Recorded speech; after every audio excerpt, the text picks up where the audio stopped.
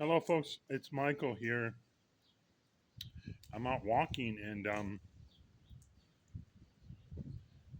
yesterday I did go to the No Kings rally in Kenosha, and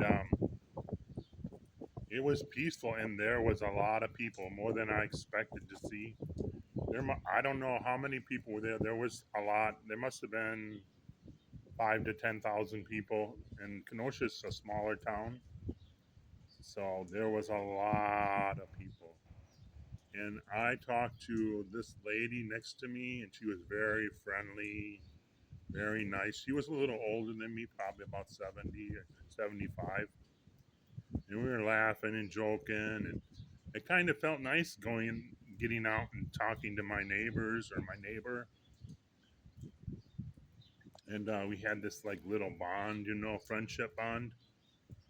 So, I feel like I had a nice experience.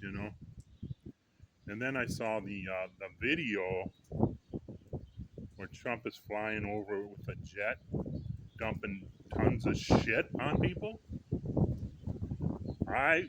You know what that makes me think? He doesn't want anybody to have nothing. He's just going to take and take and take and take until you have nothing. So that's just my opinion. After seeing that video, he isn't going to give nothing. I mean, why can't people have Obama health insurance? What is the big issue? What is the big issue? Why why can't we have affordable health insurance? When you're president of a country,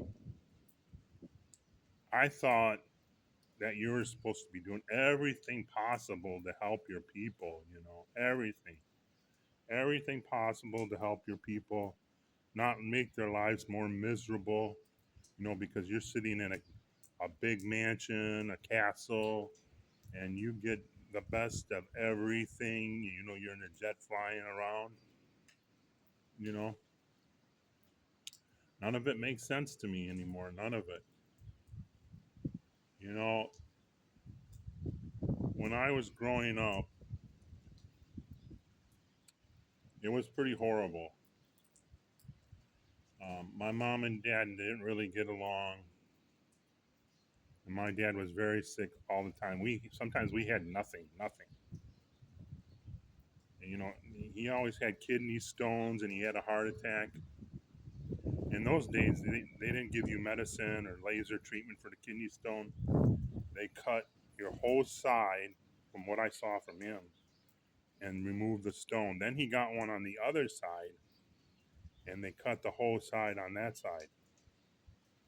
So he did have a good job, but he was out of work a lot, and a lot of times we didn't have nothing, and it really affected my mother because she was just stressed out. And then when I was like 14 or 15, I think he had a heart attack because he ate a lot of fatty food. He grew up right after the Depression. He was born in 1935, and his dad always believed in like saving everything. So if they had like bacon or hamburger or steak, they would save the grease and they would put it on bread and eat it as a second meal. So they didn't waste nothing. So yeah, he had a massive heart attack, and he never got over it. He just lingered for like 4 or 5 years, and eventually he died. So it was pretty horrible.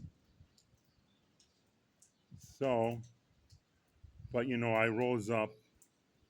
I didn't just get out of school 19 and or 18 and go on welfare. I took a lot of jobs that nobody wanted. Nothing. Horrible, horrible, horrible jobs just to keep myself off of welfare. And it kind of peaked for like 9 or 10 years. I had one job, it was 8 hours. And then I had to go to a second job, and it was 7 to 8 hours a day.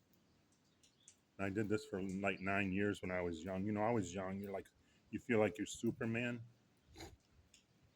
So I would get home at 11 o'clock at night, and I'd have to be to work by 6 a.m. If I was lucky. And then usually I couldn't go to sleep till 12 or 1, sometimes 2.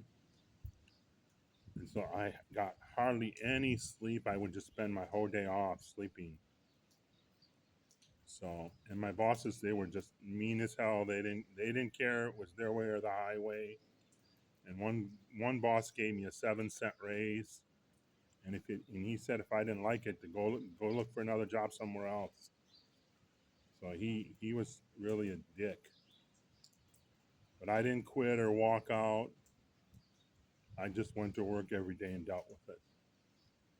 And I kept myself off of food stamps. I was sick once for 2 years. I had foot surgery and I kind of lost myself.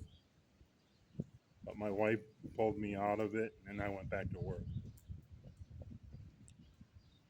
I was very depressed. I had surgery on my foot, and I was off of work for like 2 years.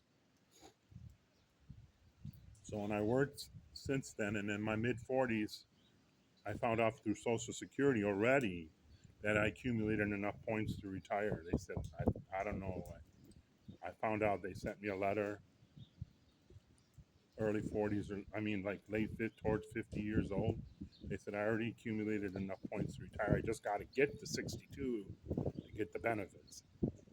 So I feel kind of proud of that I stuck with these jobs, and now there's going to be an end result.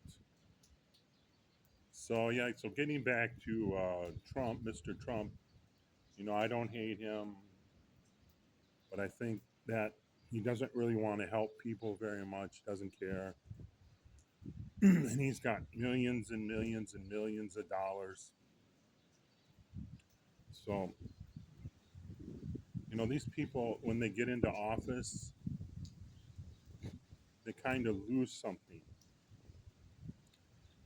and they get into this utopia that they're like a god or something. So that's just my opinion, folks. Have a good day.